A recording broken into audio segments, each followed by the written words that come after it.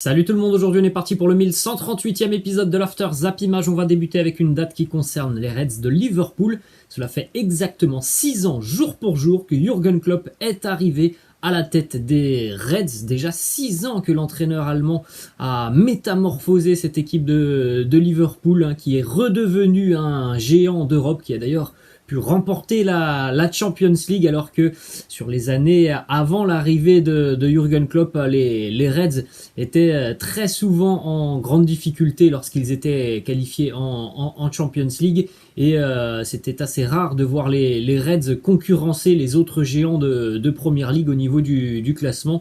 Et puis il a aussi amené son style de jeu atypique, le style Jürgen Klopp, avec beaucoup de pressing, beaucoup d'attaques, et évidemment ça a ravi tout le monde du côté d'Anfield. On continue évidemment les amis avec une page consacrée à la Ligue des Nations et à la qualification exceptionnelle de l'équipe de France, qui retrouvera donc l'Espagne dimanche à 20h45 pour cette finale de la Ligue des Nations, au terme d'un match que l'on peut qualifier d'épique, comme l'a fait le quotidien L'Équipe, avec un scénario complètement fou, un scénario renversant. Les Diables Rouges belges qui menaient 2-0 à la mi-temps. Et dans le contenu, on avait quand même du mal à imaginer l'équipe de France renverser cette situation en seconde mi-temps. Et pourtant, c'est bien ce qui s'est passé, avec des Bleus complètement métamorphosés en seconde mi-temps. Il y a visiblement eu des discussions dans le vestiaire au cours de la mi-temps. Et ces discussions ont porté leurs fruits. On a vu un tout autre visage de l'équipe de France sur la seconde mi-temps.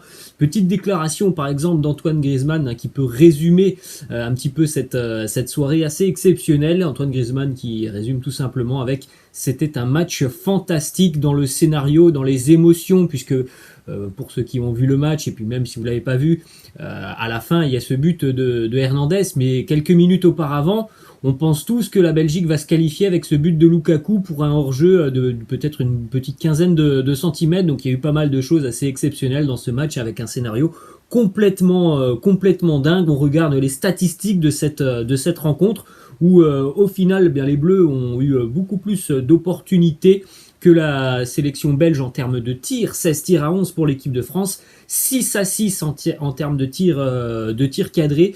La Belgique a eu vraiment de très bonnes périodes sur la première mi-temps. L'équipe de France a été largement supérieure sur la seconde mi-temps. Donc au final, voilà, les deux équipes ont eu leur mi-temps, et ça a été un match vraiment très agréable à suivre. On l'a dit, il y a eu certainement un électrochoc du côté de l'équipe de France à la mi-temps, puisqu'il y avait 2-0 pour la Belgique grâce à une ouverture du score de Yannick Carrasco. Très joli but de Yannick Carrasco. Le but aussi de Romelu Lukaku, il est très très beau. Et puis après, donc en seconde mi-temps, 62e, Karim Benzema, là aussi, c'est un but qui n'est pas facile à mettre pour Karim Benzema, qui doit se retourner assez rapidement et envoyer le ballon dans les filets de Thibaut Courtois, quasiment en déséquilibre. Après, on a l'égalisation de Kylian Mbappé sur penalty pour une faute de Jason Denayer, et puis le but magnifique de Théo Hernandez à la 90e minute.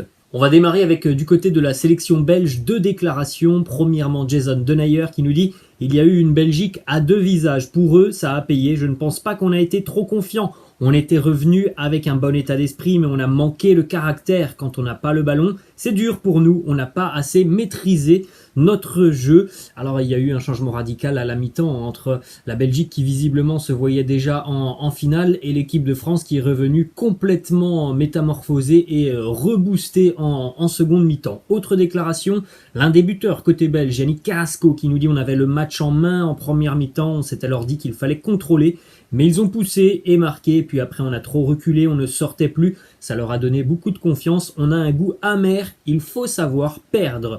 On continue donc avec cette petite image, une deuxième mi-temps de très haute qualité de la part de l'équipe de France. Petite déclaration de Paul Pogba et de Kylian Mbappé sur ce qu'il s'est passé à la mi-temps dans le vestiaire des Bleus. Paul Pogba qui nous dit: ce qu'il s'est dit à la mi-temps, eh bien il faudra attendre. Vous allez le voir sur des vidéos, j'espère que ce sera après la victoire de dimanche. Ce qu'on s'est dit dans le vestiaire, vous allez voir ce qu'on a ressenti, une énergie, je veux pas trop expliquer, vous allez voir ce que vous allez voir visiblement. il y a eu des discussions assez fortes hein, dans le vestiaire de l'équipe de France pendant la mi-temps. Les joueurs se sont dit les choses et bien ça a plutôt bien fonctionné avec une deuxième mi-temps d'une toute autre facture. Autre déclaration de Kylian Mbappé qui nous dit quasiment la même chose. À la mi-temps, on s'est dit les choses, donc on a, je pense, tous très hâte de pouvoir découvrir. Je pense que ça sortira peut-être dans quelques jours ou dans quelques semaines de découvrir une vidéo de ce qu'il s'est passé dans le vestiaire de l'équipe de France pendant cette mi-temps qui a tout changé. D'ailleurs, Kylian Mbappé a été auteur d'un excellent match hier. Il a d'ailleurs été désigné homme du match, Kylian Mbappé. 9 dribbles réussis sur 10 hier pour Mbappé. Un but, une passe décisive. Une très belle copie rendue par Kylian Mbappé qui a été vraiment un véritable détonateur de nombreuses actions françaises hier, de par évidemment son coup de rein phénoménal hein, qui est capable d'éliminer en l'espace d'une petite portée de balle. Il est capable d'éliminer un défenseur comme on l'a vu en première période avec Jan Vertonghen hein, qui a bien tenté de s'accrocher à Mbappé. C'était mission impossible pour le défenseur belge. Très très gros match de Kylian Mbappé. Un but, une passe D, donc homme du match. Une petite stat aussi sur Kylian Mbappé qui est devenu le plus jeune joueur de l'équipe de France à atteindre la barre des 50 sélections à l'âge de 22 ans et 291 jours.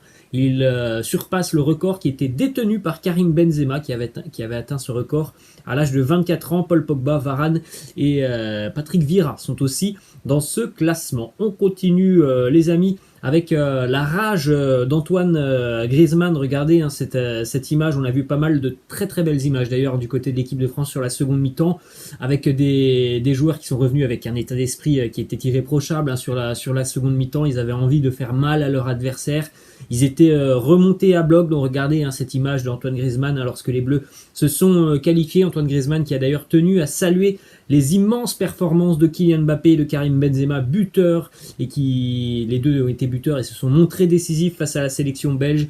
Antoine Griezmann qui nous dit Kylian et Karim ont fait un match extraordinaire, c'était un match fantastique. Une petite stat sur Karim Benzema, en difficulté en première période, mais comme toute l'équipe de France, Karim Benzema n'avait effectué que 11 passes dans la partie de terrain adverse en première mi-temps. C'était le plus faible total du match.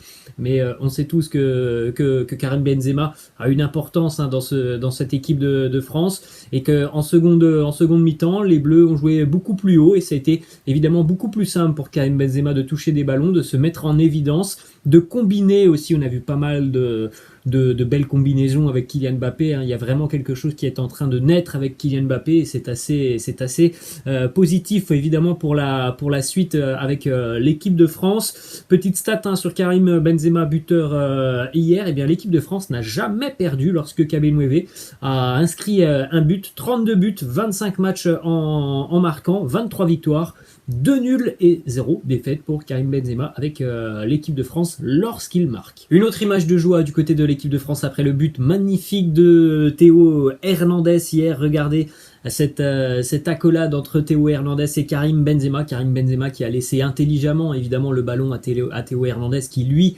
arrivait lancé alors que Benzema aurait dû reculer pour pouvoir reprendre ce ballon. Donc intelligemment évidemment il a laissé le ballon à Théo Hernandez qui est un très très bon frappeur hein, on le sait déjà du côté de Milan. C'est un bon buteur et on l'a vu avec cette lourde frappe de Théo Hernandez hier qui a donc battu Thibaut Courtois. Petite info d'ailleurs sur les deux frères Hernandez, Théo et Lucas. Ce sont les deux premiers frères à être titularisés ensemble en équipe de France depuis 89 ans maintenant. Une belle image aussi, les frères Hernandez hier après la rencontre évidemment.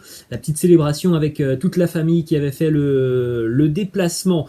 On enchaîne du côté de la Belgique avec malheureusement une nouvelle élimination pour la sélection belge. Donc toujours aucun titre international pour les Diables Rouges. Et en plus de ça, ça fait maintenant 40 ans que la Belgique n'a pas atteint la finale d'un tournoi international. Une déclaration de Thibaut Courtois, le portier des Diables Rouges, qui nous dit « Il n'y a pas de frustration, le match de samedi face à l'Italie ne sert à rien. Être troisième en Ligue des Nations, ça ne sert à rien. Je ne sais pas pourquoi on joue ce match. » On a bien joué notamment au niveau de la possession. Il en revient toujours à la même chose, hein, Thibaut Courtois, toujours avec cette histoire de possession, alors que l'on a vu les statistiques. Hein, en termes de possession, c'était quand même très équilibré ce match entre la Belgique et l'équipe de France. Ensuite, on continue les amis avec une déclaration de Jules Koundé qui a eu beaucoup de difficultés à contenir le Big Rom. Romelu Lukaku, il nous dit Lukaku est un joueur qui est très difficile à marquer. C'est parce qu'il est vraiment puissant, il est imposant et c'est très très compliqué d'aller au contact physiquement avec lui. Très joli but pour Romelu Lukaku hier, une feinte de corps pour laisser passer le ballon entre ses jambes, une accélération qui dépose Lucas Hernandez et puis un boulet de canon envoyé donc sous la barre transversale de Hugo Lloris alors qu'il est dans un angle très très difficile. Il n'y a qu'une seule possibilité pour Lukaku pour marquer, c'est d'envoyer une minace en dessous de la barre transversale de Lloris. C'est exactement ce qu'il va faire.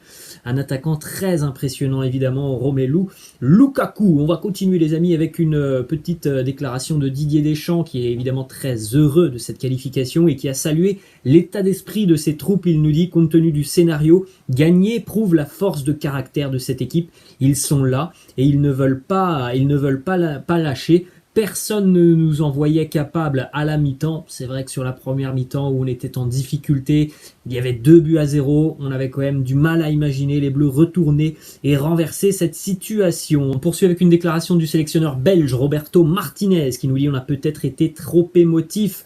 On a peut-être aussi trop vite pensé à la finale au lieu de se concentrer sur notre match. Une déclaration de Paul Pogba pour terminer sur ce match de l'équipe de France. Paul Pogba qui faisait donc hier son retour à Turin. Il nous dit « Je parle toujours avec les anciens joueurs de la Juve. Je suis à Manchester. Il me reste 1 an de contrat. Je veux bien finir la saison avec mon club. Et puis après, on verra si je suis bien à Turin. Oui. » Tout ça en rigolant. Donc on sait que Paul Pogba a toujours apprécié son passage du côté de la Juventus. Et on sait que si jamais il devait quitter Manchester, mais visiblement la donne a changé déjà depuis quelques temps maintenant, eh bien il y a des clubs qui sont intéressés en Espagne, mais la Juventus fait aussi vraiment partie des sérieux prétendants pour rapatrier de nouveau Paul Pogba. Direction l'Amérique du Sud les amis, avec quelques résultats. On jouait cette nuit les matchs d'élimination pour le mondial 2022 au Qatar. Uruguay-Colombie 0-0, match nul de l'Argentine au Paraguay 0-0 et puis une victoire pour la sélection brésilienne 3-1 du côté du Venezuela. Il y avait des absents côté brésilien, notamment Neymar qui n'était pas là. Marquinhos, Gabriel et Anthony ont marqué pour le Brésil. On fait un petit point complet sur cette journée donc dans la zone Amérique du Sud, avec notamment la victoire aussi de l'Équateur face à la Bolivie 3-0 et la victoire dans le derby du Pacifique entre le Pérou et le Chili, victoire pour les Péruviens 2-0. On fait un petit point sur le classement de cette zone Amérique du Sud. Le Brésil est en tête avec un sans faute, 9 matchs, 9 victoires. L'Argentine 2e, Équateur 3e, l'Uruguay 4e, la Colombie 5e et c'est très serré après donc avec notamment le Paraguay, le Pérou et le Chili qui est déjà distancé. On continue les amis du côté d'une sélection africaine, les champions d'Afrique, l'Algérie, avec un gros différent entre le sélectionneur Djamel Belmadi et l'un de ses joueurs, à savoir Andy Delors. Djamel Belmadi qui s'est présenté avant-hier en conférence de presse furieux afin d'évoquer le cas Andy Delors. Le sélectionneur a confirmé que l'attaquant de Nice privilégiait cette année le club niçois au détriment d'une place de titulaire avec la sélection algérienne et donc il ne participerait pas à la CAN. Djamel Belmadi a annoncé il y a 4 ou 5 jours: Andy m'a envoyé un message en me disant qu'il avait un accord avec son club. Il privilégie cette année son club, il veut réussir ce challenge et c'est pour ça qu'il met de côté l'équipe nationale. Donc il ne participera pas à la CAN. Évidemment, c'est assez décevant pour quelqu'un qui avait pas mal aidé l'Algérie depuis son arrivée. Évidemment, Djamel Belmadi n'a pas du tout apprécié ce message d'Andy Delors et c'est bien compréhensible. Moi, je comprends pas comment on peut laisser de côté la sélection nationale.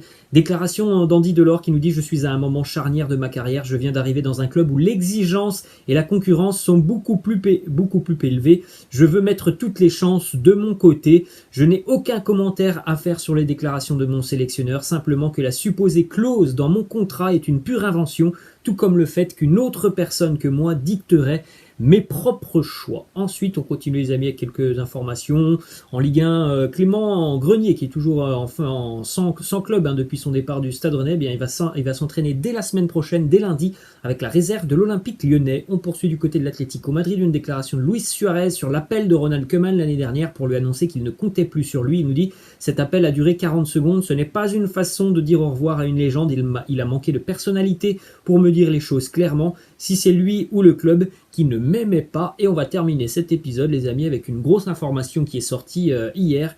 C'est enfin officiel, ça faisait des mois que l'on en parlait, même si le dossier était un petit peu en stand-by depuis quelques mois maintenant.